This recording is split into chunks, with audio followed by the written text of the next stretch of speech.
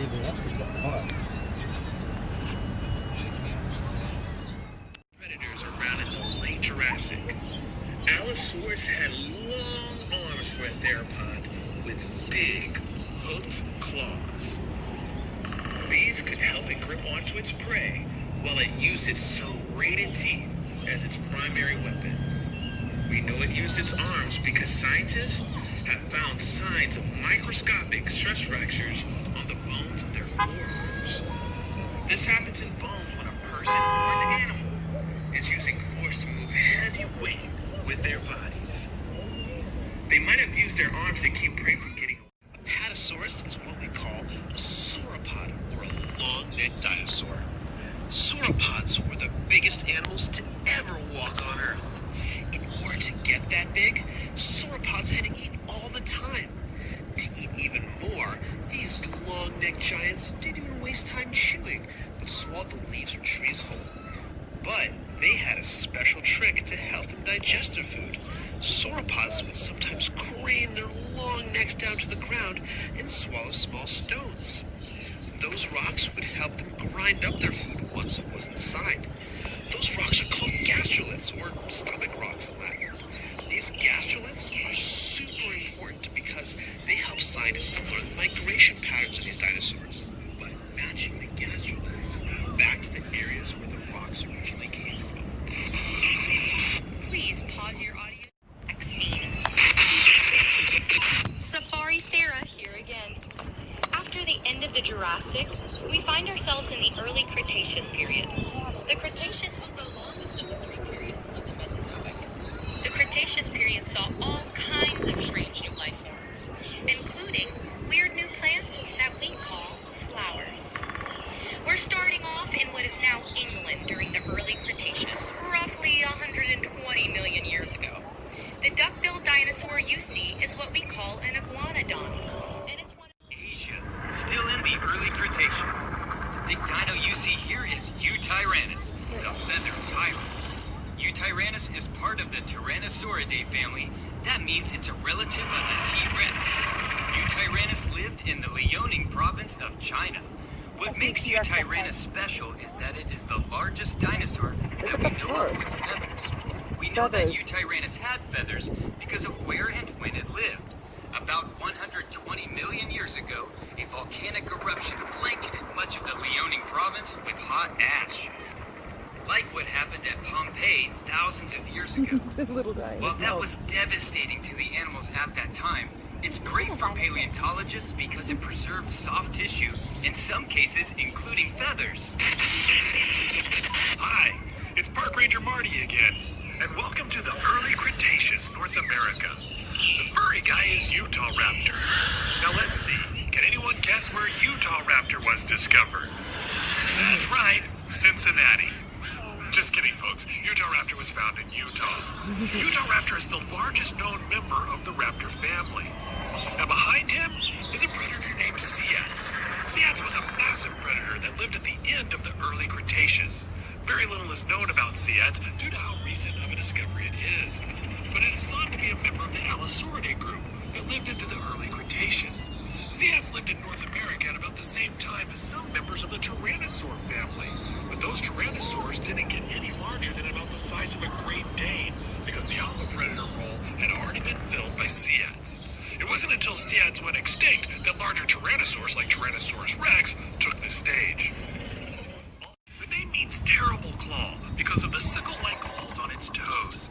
If you've ever seen a movie that had a dinosaur called Velociraptor, there's a good chance it was actually a Deinonychus, and the director just thought that Velociraptor sounded cooler.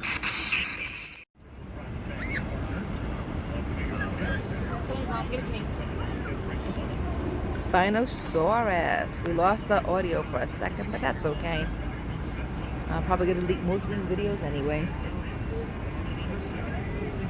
Hello.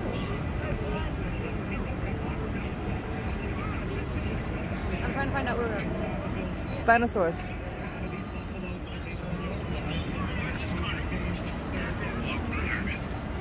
But it mostly ate fish.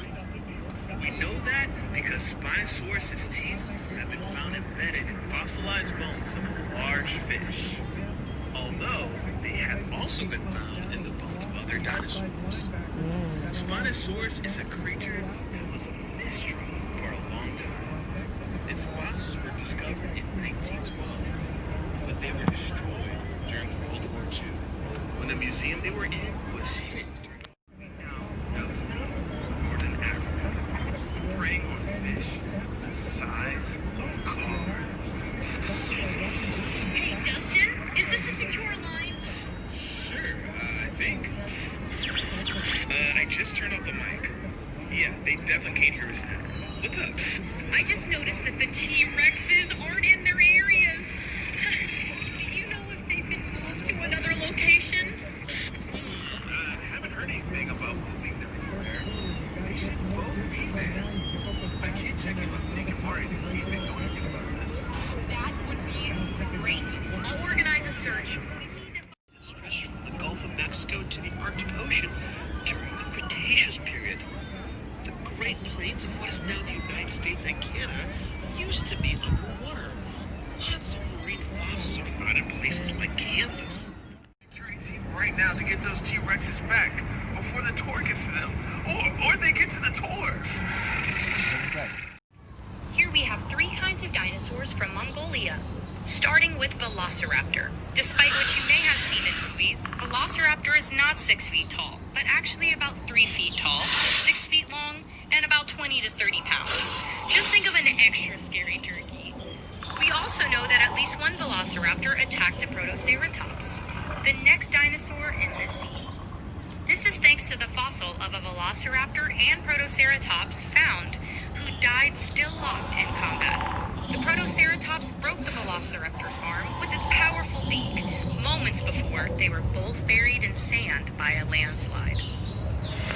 The other dinosaur in the scene, Oviraptor, has an unfortunate name, meaning egg thief. When this dinosaur was discovered, it was found over a nest of eggs thought to belong to Protoceratops. After later research, scientists realized it was sitting on a nest of its own eggs. But the name stuck and is still debated if Oviraptor actually ate eggs. Here at Jurassic Quest, ours take their sunny side up every morning for breakfast. Yet another dinosaur from Mongolia is the large Therazinosaurus you see here, with the long claws. The claws on its hands could grow up to 3 feet long, making them the longest claws in the animal kingdom. Most of what we know about Therazinosaurus comes from animals closely related to it. The only fossils we have of this animal are its shoulders, arms, and hands. It is believed to be an herbivore, but we are still looking for more fossils to know for sure. The dinosaur next to it is a Lorotitan, lived in what is now eastern Russia. It's in a special group of duck-billed dinosaurs called Lambiosaurs, which are famous for the elaborate crests on their heads. These crests would have certainly served as display structures, but may also have been used in some Lambiosaurs as resonating chambers, to make sounds used to communicate effectively through the herd. Speaking of communication, I've been directed to ask you all to keep an eye out for any free-roaming dinosaurs that may or may not be wandering around the park. Hi, Park Ranger Marty here. Hope you're not mad at me about accidentally releasing the T-Rexes. Anyway, in this scene, you see Shiatsusaurus. Shiatsusaurus is a tyrannosaur from China and is closely related to Utahraptor from Mongolia. Both have awfully long, narrow noses for members of the tyrannosaur family. We're not sure what those noses may have been used for.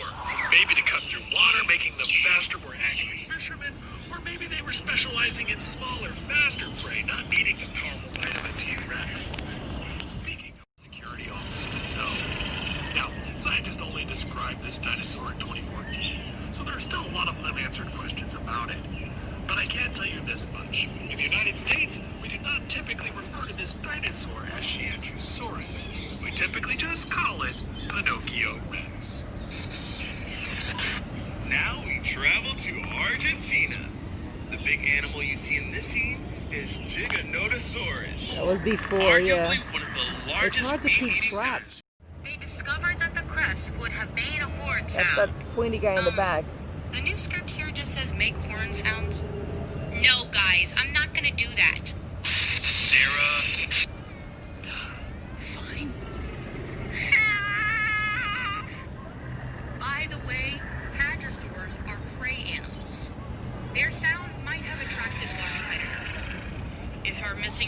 T-Rexes hear that sound coming from one of your cars, they might be following the tour back in the direction of their cage. So perhaps we should move on to the next stop. Yeah? Yeah. Quetzalcoatlus is the largest flying animal to ever take to the sky. It lived in what's now Texas because everything is bigger in Texas. It's named after the Quetzalcoatl, the Aztec feather serpent deity. It had a wingspan of 36 feet. That's the same as a small plane. Standing like it is here, it was the height of a giraffe, but would weigh less than 600 pounds. That's a lot, but it's incredibly light for an animal of the size because it was doing everything possible to be as light as possible, including having very hollow bones. This is necessary for it to achieve flight. Quetzalcoatlus was actually not a dinosaur, but a pterosaur. Pterosaurs are a family of flying reptiles that lived at the same time as dinosaurs. Like many, but not all pterosaurs, Quetzalcoatlus had no teeth. Too much time on that and not like. Now, if you have any other questions about the creatures you see, go ahead and text that question to 844-DINO-411 or 844-346-6411. There are two families of ceratopsians, chasmosaurids and centrosaurids. Now, chasmosaurids have two prominent eye horns above their eyes and a very large frill. Centrosaurids do not typically have prominent eye horns and tend to have smaller frills, but sometimes they have some rather ornate horns coming out of those frills. Now, if you'd like to learn more about ceratopsians or any dinosaur, you can text your questions to me at 844-DINO-411. That's 844-346-6411, and I'll be happy to help. A bony club tail, which was used to swing back and forth as a weapon to deter predators. Scientists have even found a T-Rex fossil with a broken leg that was shattered at about the same height as an Ankylosaurus tail club. This suggests that Ankylosaurus could fight off a T-Rex and possibly even win. The animal here is a Pachycephalosaurus, meaning thick-headed lizard, named after its thick, domed skull. It is often depicted as being used to headbutt each other for dominance, but some scientists think it is more likely used for display, and that the large dome didn't grow until much later in life, which has implications for the next dinosaur in this scene, Dracorex Hogwartsia. And if that sounds like something from a Harry Potter book, that's because it's from a Harry Potter book. He's a baby. Aww. So, oh, look at him, the little guy. He's so cute. Amanda, do you see the baby dinosaur? Aww. The name means terrible claw because of the sickle-like claws on its toes. If you've ever seen a movie that had a dinosaur called Velociraptor, there's a good chance it was actually a Deinonychus, and the director just thought that Velociraptor sounded cooler.